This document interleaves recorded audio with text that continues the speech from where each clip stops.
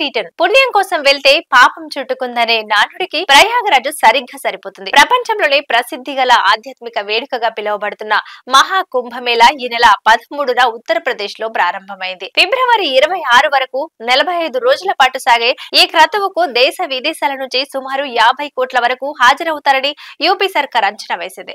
అయితే అందుకు తగిన వసతులు, భద్రతా ఏర్పాట్లు చేసిందా? 140 కోట్ల మన జనాభాలో 30% జనం ప్రయాగరాజుకే తరలుతున్న పరిస్థితి.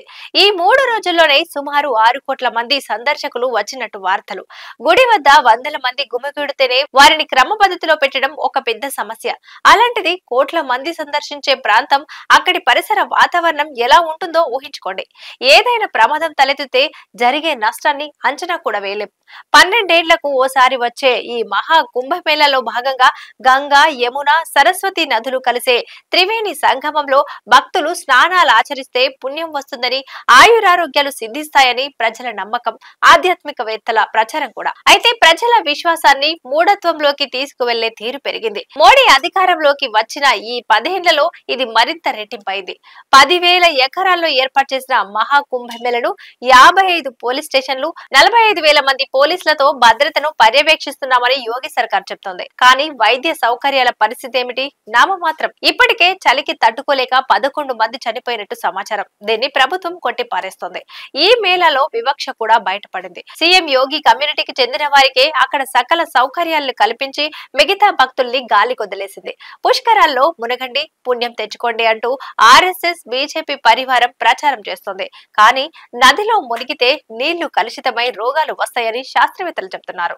వారు చెప్పింది వాస్తవమే. ఇటీవల నదిలో స్నానం చేసిన యాపిల్ సహా వ్యవస్థాపకుడు స్టీవ్ జాబ్ భార్య పావెల్ అలర్జీతో బాధపడుతున్నట్టు జాతీయ మీడియా పేర్కొంది. స్నానం చేస్తున్నప్పుడు నీళ్లలోనే మూత్రం వదలడం జీవ సహజ లక్షణం. లక్షలాది మంది పాల్గొనే మేళాలో అన్ని టాయిలెట్లు కూడా ఉండవు. అలాగే ఒళ్లంతా బూడిద పూసుకున్న అఘోరీలు, సాధువులు కూడా ఇందులోనే మునుగుతారు. భక్తులు స్నానం చేస్తున్నప్పుడు ఈ నీళ్లన్నీ సహజంగానే నోట్లోకి పోతాయి.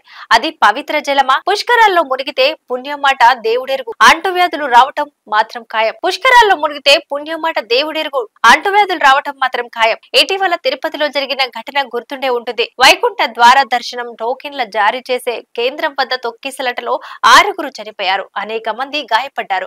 వేలాది మందిలోనే అంతటి ప్రాణ నష్టం సంభవిస్తే లక్షలాది మంది పాల్గొంటున్న మహా కుంభమేళలో ఇలాంటిదేదైనా పొరపాటు జరిగితే ఎవరైనా ఆ దిశగా ఆలోచించారా? గతేడాది హత్రాస్ లో బోలే బాబా ఆశ్రమంలో జరిగిన ఘోర దుర్ఘటన మర్చిపోగలమా? బాబా కాలి ధూళిని తాకటానికి ప్రయత్నించిన భక్తులు తొక్కిసలాటలో 238 మంది ప్రాణాలు కోల్పోయారు.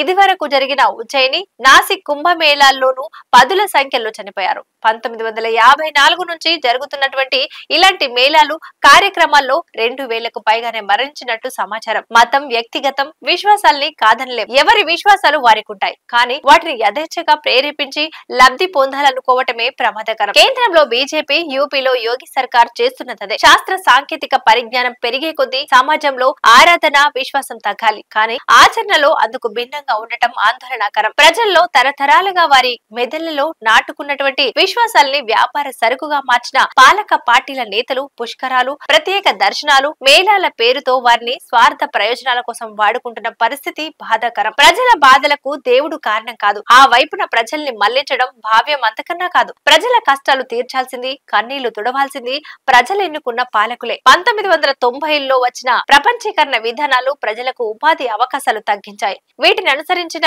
ప్రభుత్వాలు ప్రజల్ని భ్రమంలో ముంచి ఆశలు పెంచాయి. దీంతో అప్పుల ఊబిలో కూరుకుపోయిన జనం ఓవైపు రాజకీయ పార్టీలను, మరోవైపు మత విశ్వాసాలను ఆశ్రయించాల్సిన పరిస్థితి తెచ్చాయి. పాలక పార్టీల వాగ్దానాలను నమ్మి మోసపోవటం ఒకటైతే, కనిపించని దైవం కరుణిస్తుందనే ఆశతో పరుగులు పెట్టడం మరోటి. ఇలాంటి ఆధ్యాత్మిక కార్యక్రమాల్లో పాల్గొని అనుకుని ఘటన జరిగితే కన్ను మూయటం పరపాటి. ఇలాంటివి పునరావృతం కాకుండా అడ్డుకట్ట వేయాల్సింది ప్రజా చైతన్యం. దాన్ని ముందుకు తీసుకెళ్లాల్సింది పౌర సమాజం. ఇది ఇవాల్టి న్యూస్. చూస్తూనే ఉండండి T10.